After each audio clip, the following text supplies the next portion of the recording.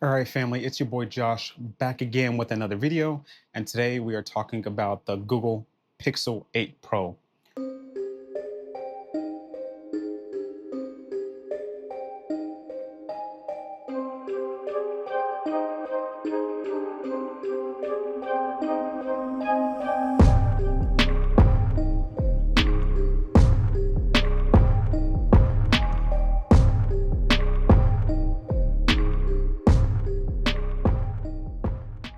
So we have to talk about this device. It's been a little over a year and a half, and I feel like this device really warrants a long-term review. So I feel like Google really got serious with their devices whenever they released the Google Pixel 6 and 6 Pro. That was the phone that really set a standard for their new way of Googling their devices. And I feel like the Pixel 8 Pro was one of their best products that they dropped. Looking over at this design, I really enjoy the look of this phone. It is absolutely beautiful, especially this black color. So I know they came out with that bay blue, which was gorgeous, and I had a hard time deciding between a black and that blue version. But there is just something about a black Google Pixel. I like how the Google icon itself is a satin black, and then the rest of the phone body on the back is a matte black. It's absolutely gorgeous. And then they add just a little bit of a touch with that dark glossy satin color on the actual camera bar and around the sides and the top of the device. I think that this device is absolutely beautiful. Now, I will say that that camera bar scratches up very easily, and mine is pretty scratched up. But overall, I think that the design is beautiful, and I feel like the scratches just add the coolness to the device. So like I said, I've used this for about a year and a half, and mine is a little bit dinged up. It's a little bit scratched up, but overall, it still looks really beautiful. But yeah, guys, overall, I really enjoy the Pixel 8 Pro design. I think the phone itself feels a little too slippery for my liking. It kind of feels like a wet marble or wet rock in your hand. But overall, it feels really good. It actually feels very similar to my OnePlus 13. Now, the OnePlus 13, I think, feels a little bit better, but I think it's because of that vegan leather on the back of this OnePlus 13. And the OnePlus 13, the sides are contoured, but it's also more flat at the same time. Now, one place where Google really enhanced their pixels for this model year, for the 8 series, was in the displays. If you look back at my Pixel 7 Pro long-term video, that phone display was a very good display, and I actually enjoy the Pixel 7 Pro's aspect ratio better than on this device. But when you look at the actual screen's brightness, the brightness on this Pixel is amazing. This was the year where Google really decided to jump in and make their phones a lot brighter. To me, that has always been a downside of a Google device with all of the Nexuses and the Pixels, is that they were always dimmer and slower than other displays out in the market at that time. So whenever Google released this particular device with this particular display, I think that's when they really became serious about their pixels. I mean, when you think about it, whenever you're using a phone, the thing that really sticks out the most is your display. Obviously, like the body is cool. It's nice to have a nice body, but the majority of people out there will put a case on their phone, right? So it's not really as imperative of a feature as the display is. And the phone's screen is actually very sharp as well. So yeah, I think Google chose a really good display for this phone, and I think that they tuned it very well. Now, I would like to see Google, and this not only goes for this phone, but across their software overall, I would like them to add a adaptive tone feature that is very similar to what OnePlus has, Samsung, and then of course Apple with their True Tone feature. I would like to see that as an option on not only this Pixel, but future Pixels as well. Now you can go in and you could change the colors on this phone. You can change it from natural and adaptive, and I typically just leave it on adaptive.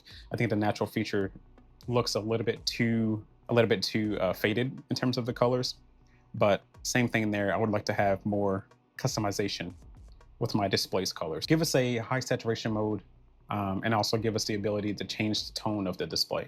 Now, one thing I think Google does really well with their software in terms of the display is their ability to change the font size and the display size. So I'm someone who typically likes having my display pixel density high. So I like it to where a lot more, I can see a lot more things on my display using the lower display size option. And that's mainly because I'm used to a 4K screen as my work screen whenever I make my YouTube videos and work. So I do like that feature. Now, while we are talking about the screen, we do have to talk a little bit about the issues I've had with the actual screen itself and screen protectors. So I don't know what it is, but I've tried a few different Amazon generic glass screen protectors, and every one I've tried, I cannot get it to uniformly work properly without issues. So the screen itself on this Pixel is very slightly curved. That very slight curve granted me issues with glass screen protectors. And not only that, but the fingerprint scanner as well gave me issues. So on this particular phone, I did not use a screen protector for the time duration of, when I had this phone. And I can tell I have a lot of micro scratches on this display. Now, it is not as bad as it was on my Pixel 6 Pro and on my Pixel 7 Pro, but I definitely do have a lot of micro scratches.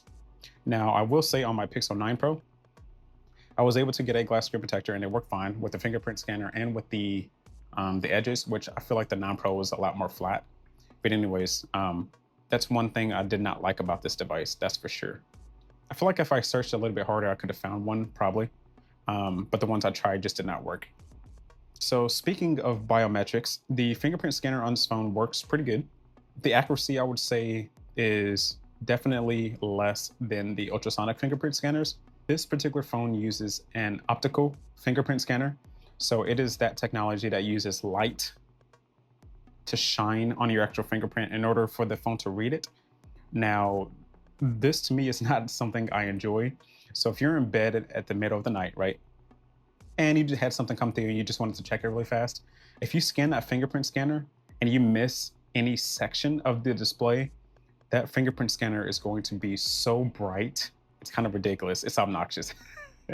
Now, of course, you get used to that, and it's not really a big deal. But whenever you use other devices that have an ultrasonic fingerprint scanner, you don't have that particular problem. So yeah, overall, the fingerprint scanner actually works well for being an optical fingerprint scanner.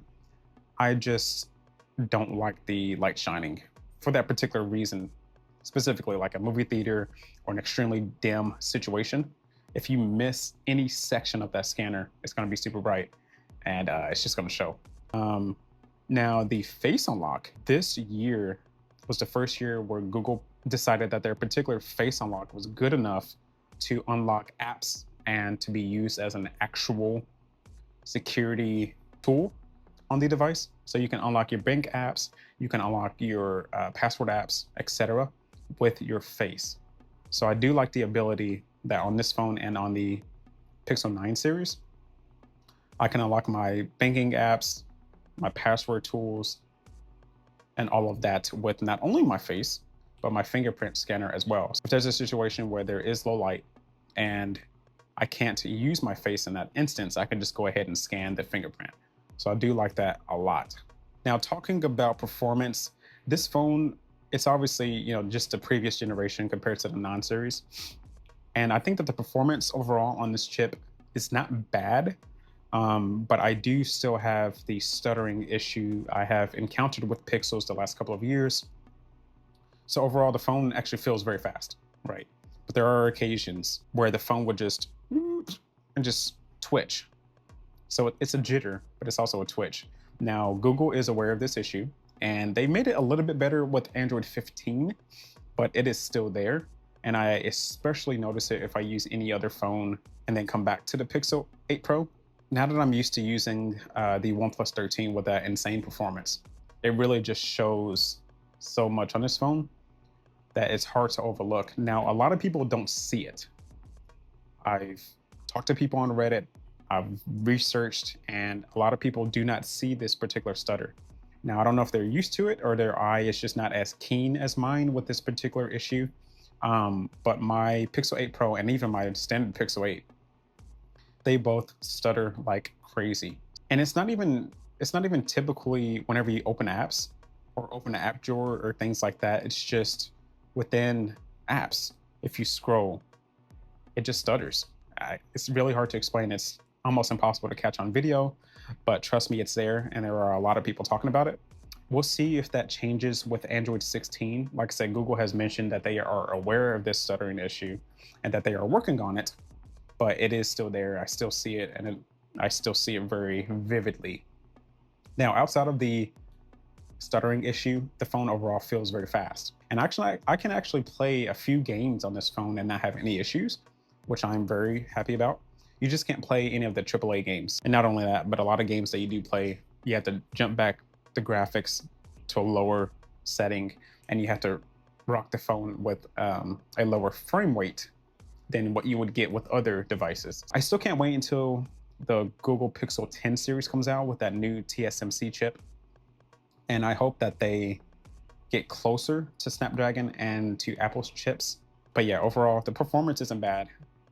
It's just not that great either, especially for 2025. Now, one thing that is very important in terms of performance is the device's heat management. So on this Pixel 8 Pro, it is miles better than the Pixel 7 Pro was in terms of how hot the phone gets. Now, Pixel phones, in my experience, typically do run warm, especially the older Pixel devices. But I feel like the Pixel 8 Pro, they did a pretty good job in terms of the heat management. I don't have nearly as many issues as I did with my 6 Pro and 7 Pro. The only thing that seriously causes this phone to heat up is 4K recording, which is very typical for most devices. No issues there for me. So one area Google did not really improve on this phone is the speakers. The speakers do sound pretty good, but I feel like they sound just a little bit flat. It's missing out on bass, and it's also missing out on having a good wide range of sound.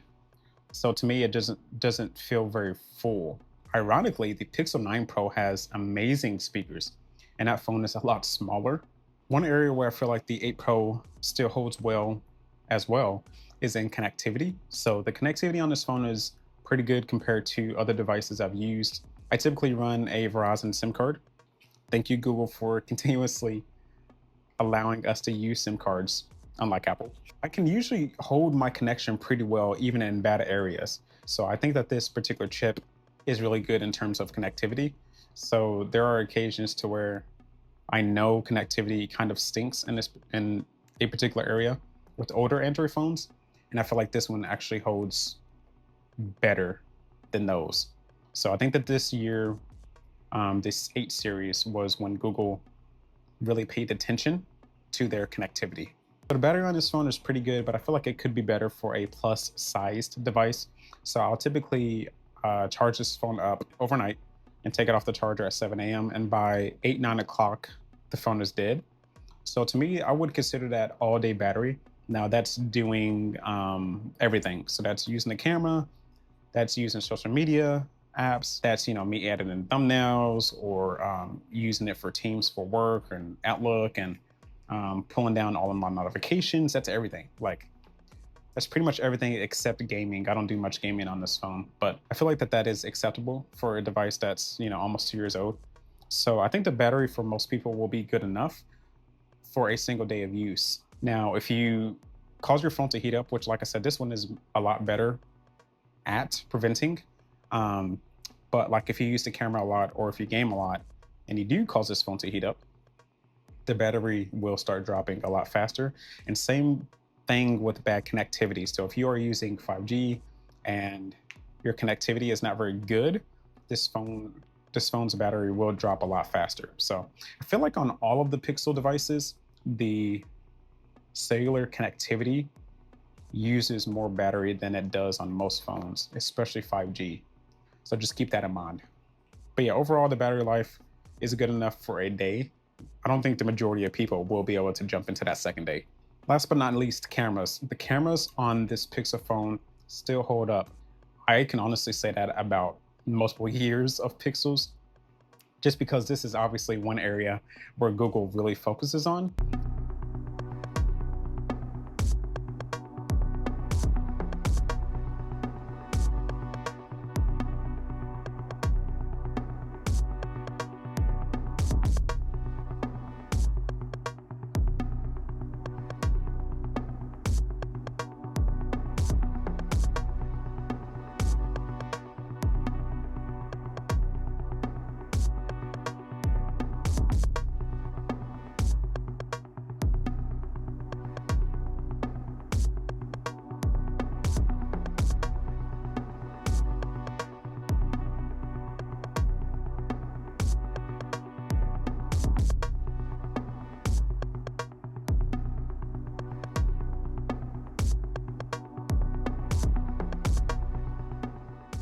they do a really good job with their cameras. I really like the way the portrait cameras look on this phone. I think that the telephoto camera looks really good as well. Now the ultra wide could be a little bit better. It's a little noisy and it's not as sharp as I would want it to be, but the cameras definitely hold up well. Now, when we talk about video, um, the video is good, but keep in mind that this phone can't shoot portrait videos in 4K. So it caps it at 1080 30. Now, not only that, but you can't shoot 4K 60 HDR either. And I shoot all of my videos in HDR. So that's, I can't use it for that, right? I can't shoot my videos in 4K 60 HDR, which to me sucks. So I feel like you're not missing that many features.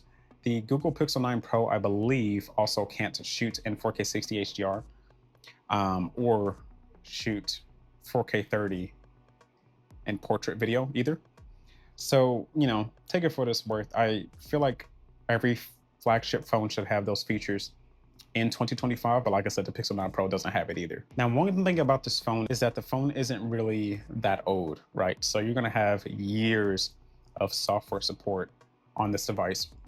And the one thing that's really cool about Google is that a lot of times they will release a new phone, showcase features that make it seem like are only available on the latest product, but those particular features will drop down to the older devices. So the software experience with Pixel OS on this Pixel 8 Pro is identical to my Pixel 9 Pro. And I feel like it's going to be like that for a very long time, unless Google implements something on their operating system that does not work with the old processors, which I don't see happening because they spent an ungodly amount of money to create these processors, right? So all of the features that are on the newer Pixels will come down to this one. So all of those Pixel feature drops, you get all of that on this phone. I feel like that's one thing Google really does a really good job with, is bringing those features down. And this phone actually has a few features that I enjoy more than I do on other operating systems.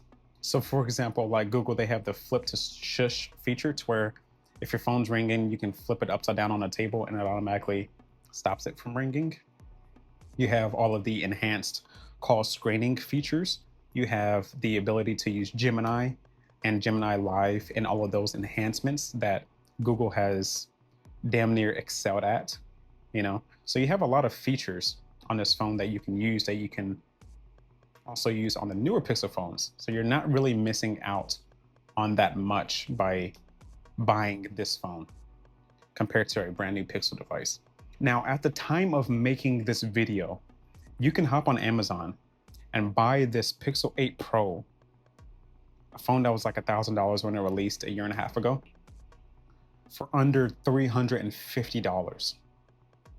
Now that is for the 128 gig version, but that is ridiculous. This phone for under $400 is, I'm not going to necessarily say a no-brainer because it's not for everybody. It's not for the hardcore gamer. It's not for the performance snobs like me, but for the majority of people, this phone for under $350 is an absolute steal. So I think that this phone is definitely still worth buying in 2025, especially if you can get it for such an amazing deal. Like I said, you have years more software updates available to you, and the overall Pixel experience, you're not really missing anything by using this phone. So if you're a normal person who uses your device like normal people do, not trying to make content at the highest quality possible, not trying to game in the highest frame rate and the highest graphical settings possible, this phone still very much holds up very well in 2025. I think Google did a good job with this phone. And the cool thing about like Amazon refurbished as an example, you can just return the phone if you get a used device that's not that good. So I think that this is a great pickup for 2025. If you enjoyed this type of honest content where we just sit down and talk to each other and have a good time or whatever, please like this video and subscribe. I have a lot more content coming. And I also have a lot of other videos that are similar to this that you guys can check out. So I appreciate you all checking out this video, Guess you and just I will stay see you next time. strong and fake Thanks for a watching smile until Josh's I Way of Life. look away. Peace. But I've known you too long, it hurts to watch your blue eyes fade to gray as you fade away.